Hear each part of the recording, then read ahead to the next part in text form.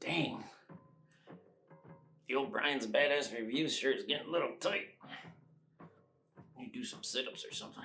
Hey, welcome back in, everybody. Welcome to Brian's Badass Reviews. We are on day 4 of Brian's Badass Reviews Whiskey Week, and it's been such an awesome week so far. I hope you're enjoying kind of these short reviews of these whiskeys that I'm going through this week. I know there's a lot of whiskey channels out there, and they go into in-depth, awesome detail, and I encourage you to go watch all those channels, but I can't tell you how much I appreciate you being here with me today. Today, we are going to talk about maybe one of the most underrated bourbons that you should maybe have in your collection, Wild Turkey. Not just any old Wild Turkey, Wild Turkey 101. Let's get into it. Kick the intro!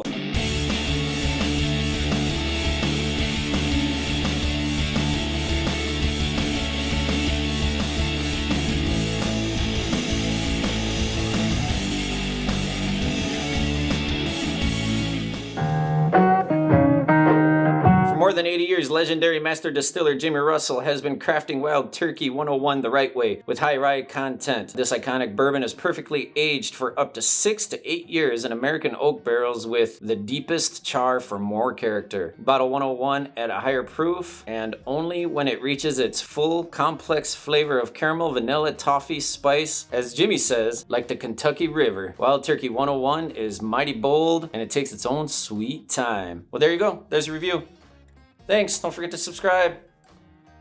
Oh, I'm just kidding. So that's what it says, pretty much says everything I need to say about it, right? Wild Turkey, don't be afraid of the name Wild Turkey. I know a lot of people hear that name, they see the turkey on the bottle and they're like, hell no, I'm not even gonna come close to trying that. But it is a fantastic bourbon. Like I said, age 6 to 12 years, alcohol by volume. I'm gonna guess it's 50.5, seeing as it's 101. Usually you take the proof divided by 2 there, and that's where you get your alcohol by volume. Ooh, what do you know? It's 50.5. So there you go. So let's get into it. Let's pour a little bit of a tasting, little taster type thingy dingy here.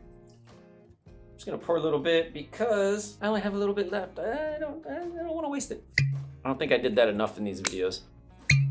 We need some good cork pops. Let's get the old nostril in there.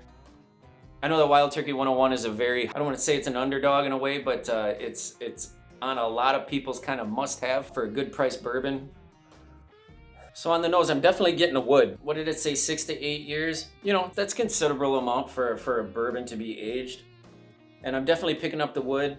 Definitely picking up some spice in there. Kind of a dark, it's a more of a rich, kind of a dark tone bourbon.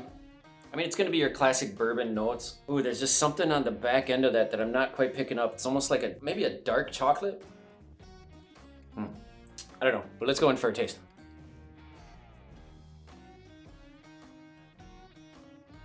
Wow, that's interesting. So I would say out of all the whiskeys that I've done this week, this one has actually taken me a little bit more on a ride than the previous whiskeys. Where I think on the previous whiskeys that I did, and you can check out the videos if you haven't seen them yet, make sure you go back and check them out. With the previous ones, the nose, except for maybe the monkey shoulder, I didn't quite get the same nose as I did taste. But just kind of was what it was. It didn't start as something and evolve into something and finish as something else. Whereas this kind of, it hits your palate, brightens up, and then kind of continues to evolve around like a round. It's very, I guess it's very well rounded is what I'm trying to say. Let me go back in. For being 50.5, and I think the highest proof that I did previously was a 43 in the previous reviews, I'm not getting hardly any burn, and I'm a little bit surprised by that. I thought there would be a little more kick to it, especially seeing as the name is Wild Turkey. It's very drinkable. I don't want to say it's very smooth, because smooth means a lot of different things to a lot of different people, but it's very drinkable. You're not battling it back. I do get that spice. I am getting a toffee note to it, like it says. I am picking that up. Maybe I shouldn't have read the label. Sometimes you read things, or you'll have somebody say, hey, are you getting molasses out of that? Oh yeah, now you psychosomatically are picking up molasses just because somebody said that you are.